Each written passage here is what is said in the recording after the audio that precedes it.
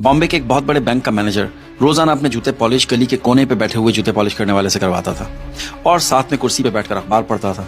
एक दिन सुबह जब वो अपने जूते पॉलिश करवा रहा था तो पॉलिश करने वाले आदमी ने उससे पूछा कि साहब आजकल स्टॉक एक्सचेंज का क्या हाल है। मैनेजर ने उसकी तरफ तंजिया हंसते हुए देखा और कहा कि यार तुम्हारा स्टॉक एक्सचेंज से क्या लेना देना, अपने जूते पॉलिश करो। तो उस पॉलिश वाले ने मैनेजर से कहा कि साहब आप जिस बैंक में मैनेजर है ना, उस बैंक में मेरे 20 करोड़ रुपए पड़े हुए हैं। मैं सोच रहा हूँ कि रकम का कुछ हिस्सा मैं स्टॉक एक्सचेंज में लगा दूं। खैर मैनेजर जूते पॉलिश करवा के अपने बैंक चला जाता है। दिन के वक्त अचानक उसे याद आता है तो वो अपने अकाउंटेंट से पूछता है कि क्या वो जूते पॉलिश करने वाले का हमारे बैंक में कोई अकाउंट वगैरह है। अकाउंटेंट कहता है जी सर, वो हमारे मौजूद कस्टमर हैं, उनके अकाउंट में 20 करोड़ रुपए पड़े हुए हैं। मैनेजर बहुत हैरान होता है। अगले दिन सुबह जब मैनेजर दोबारा उससे जूते पॉलिश करवाने जाता है तो उससे पूछता है कि आपका नाम क्या है। जूते पॉलिश करने वाला कहता है परवेज पॉलिश वाला।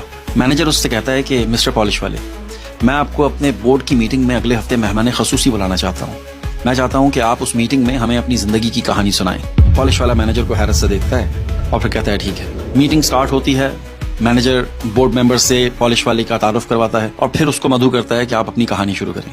तो पॉलिश वाला अपनी जिंदगी की कहानी बयान करते हुए कहता है कि 30 साल पहले अपनी जवानी में मैंने और मेरे भाई ने केरला से बम्बई हिजरत की। हम बहुत गरीब थे, भूख और थकन से चूर हम काम की तलाश में थे, लेकिन काम नहीं मिला। अचानक से मुझे और मेरे भाई को फुटपाथ पे से एक सिक्का मिला। हमने उस सिक्के से कुछ सेब खरीदे। हमारे पास 2 रास्ते थे, इन सेबों को खाकर अपनी भूख मिटा लें या फिर इन्हें बेचकर कारोबार करें। मैंने सेब बेचने का फैसला किया, लेकिन मेरा छोटा भाई मुझसे इख्तलाफ करता रहा। हमारे दरमियान कुछ बहस हुई और उसके बाद वो मुझे छोड़कर चला गया। मैंने वो सेब बेचे और उन पैसों से मजीद सेब खरीदे।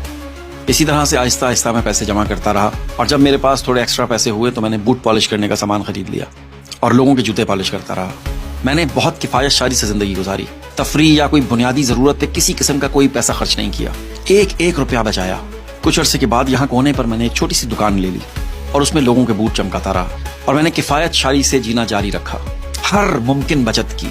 तकरीबन 3 माह पहले मेरा छोटा भाई वो जो मुझसे 30 साल पहले बिछड़ गया था, वो केरला में इंतकाल कर गया और मेरे लिए 20 करोड़ रुपए छोड़ गया। ये मेरे लिए जिंदगी की सबसे हैरानकुन बात थी। लेकिन इससे भी बड़ी हैरानगी मुझे इस बात पर हुई जब आपने ये समझा कि मैंने 20 करोड़ रुपए जूते पॉलिश करके कमाए हैं।